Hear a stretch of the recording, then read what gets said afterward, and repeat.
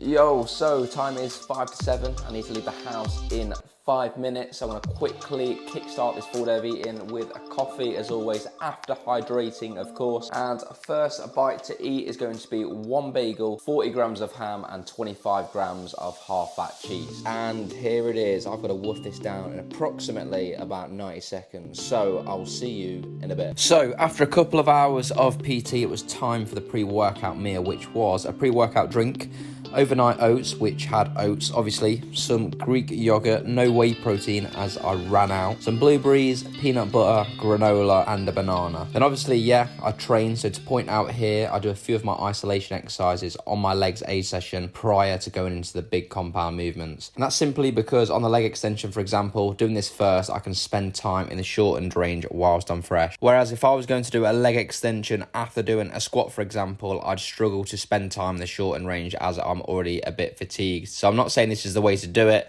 It's just a way of doing things that works really well. And on my other leg session, I actually don't do this. I do my compound first. But yeah, just thought I'd explain that, give a bit of value to this video. And this is a Smith squat right now, which I'm quite enjoying, which I'll speak about in a minute.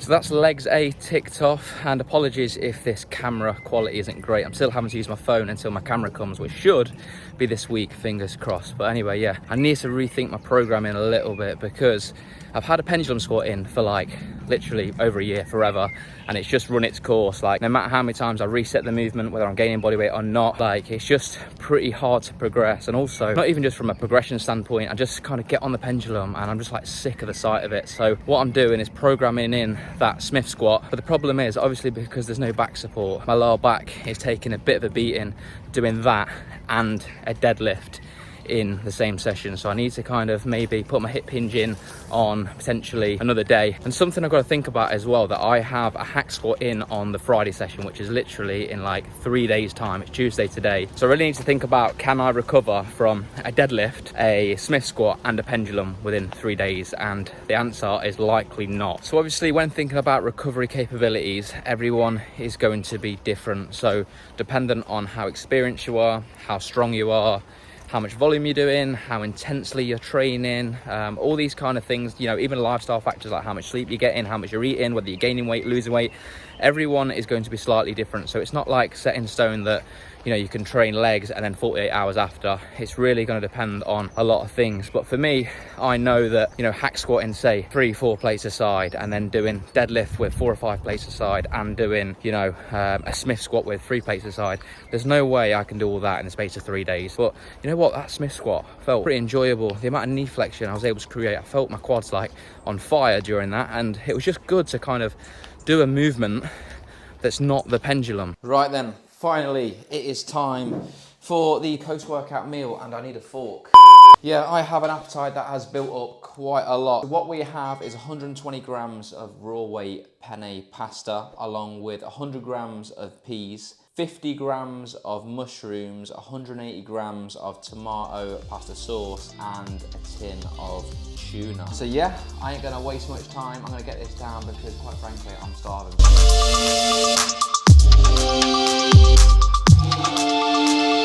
So I've whacked that down that quick and it feels like it's not even touched the sides. And you know what? I'm that serious about bodybuilding and being optimal. Sometimes I have like a blueberry muffin or a cookie as part of my diet because you know what? It's just nice, innit? And a bit of nuts probably good for you.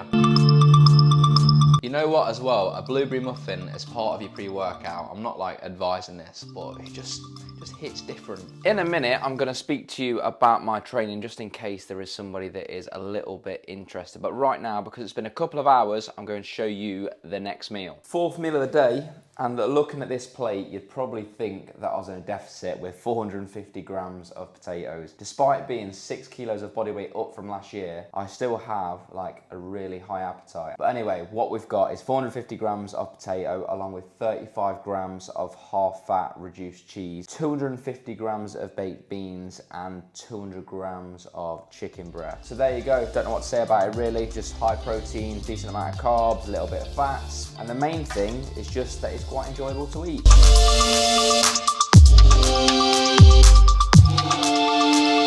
So So let's do the update that nobody asked for or probably cares about. But anyway, body weight is currently 74 kilos on average the last week. So the last time I updated you, I believe, was a couple of months ago, and I was 72 kilos, so 2 kilos up. But the good thing is I'm not really noticing much body fat gain at all, which to me is exciting. Maybe I've put on a little bit of muscle, or maybe I've regained a little bit of lost muscle from when my testosterone dropped down last year, because I feel like I definitely lost a little bit during that phase. So maybe that's what it is. But energy levels are good. Like, my lifts are going up almost in a linear fashion almost every session, which is pretty good. It feels like I've just started training again, to be honest with you. But I'm not going to reveal too much about that, because I'm going to do an actual proper update with my training, my physique and stuff, and it's going to be linked to that creatine video I did, when was it, about a month ago. I'm going to tie it into that, because I feel like that might get a few more views, as sad as that sounds. So I think the most promising thing for me is that I've never looked like this at this body weight. Like, once I've been near 75 kilos, I've always looked a little bit soft, whereas now I dare say I still look pretty lean. Like, on my next video I'll do a physique update.